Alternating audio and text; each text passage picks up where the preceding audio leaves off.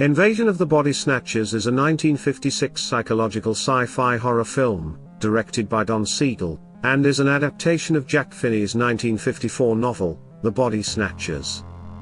Our story starts when a psychiatrist is called to examine a flustered doctor, who is held in custody in the emergency room of a Los Angeles hospital. The disorientated doctor claims he isn't crazy, and is happy to prove it, by enlightening the concerned psychiatrist with a story that just so happens to be batshit crazy.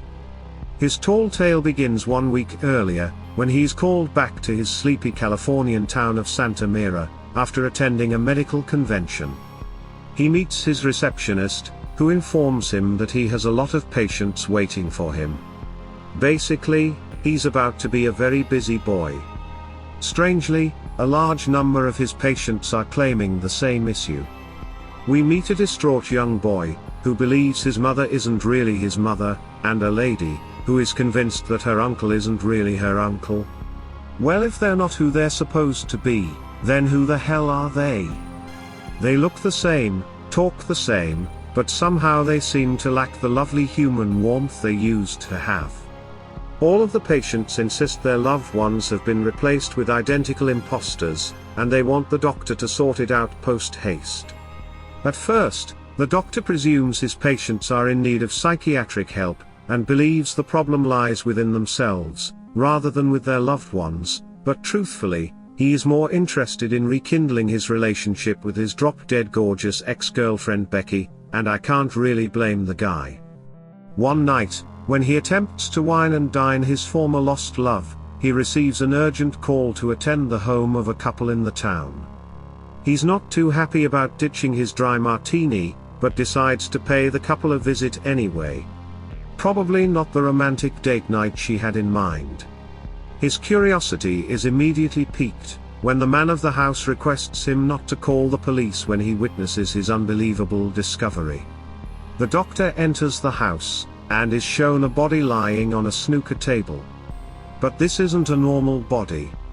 Firstly, it's the spitting image of the man standing just a few feet behind him, except the facial details are unfinished, almost like a waxwork model halfway through production. And secondly, the body has no fingerprints. Proper odd. The doctor promises not to alert the authorities, and suggests the couple stay awake to monitor their peculiar house guest overnight. Later on, the body awakens, but this time shares all the features of the husband, so the couple quick-foot it out of there, before the uninvited copycat gets a chance to introduce himself. So there we have it, a doctor faced with the biggest mystery mankind has ever seen. His nervous beau, who decides to tag along for the sheer fun of it. And a bunch of people, who claim a bunch of phonies are masquerading as their relatives. Will the doctor solve the puzzle of the emotionless mimics? Will his beau stick around when the people around her start changing at an alarming rate? And will the townspeople be able to break the curse that turns them into loveless counterfeit versions of themselves, or do they actually quite like it? Invasion of the Body Snatchers' legacy was officially set in stone, when it was selected for preservation in the United States National Film Registry by the Library of Congress in 1994, as being culturally, historically, and aesthetically significant. Its premise is simple, yet effective, and plays on the concept of possession on a mass scale. Though Jack Finney, the original author of the novel, stated the plot has no political objective, it's hard to ignore the social commentary exhibited throughout this movie, namely Senator McCarthy's anti-communist agenda, that swept through the states in the 1950s. The fear of the unknown.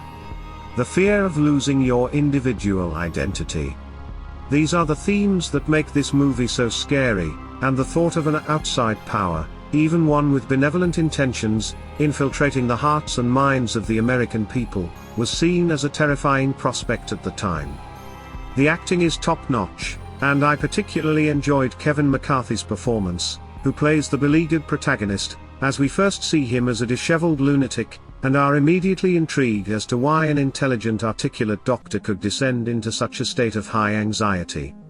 The special effects are few and far between, but the scenes where we see the pods hatch, and reveal the foamy expressionless carbon copies of the main characters, are some of the most unsettling in the movie.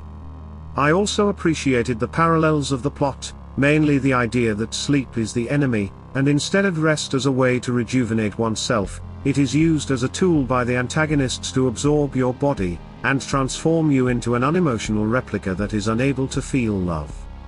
It's twisted storytelling like this that stays with you. Isn't that what all good horror films are supposed to do?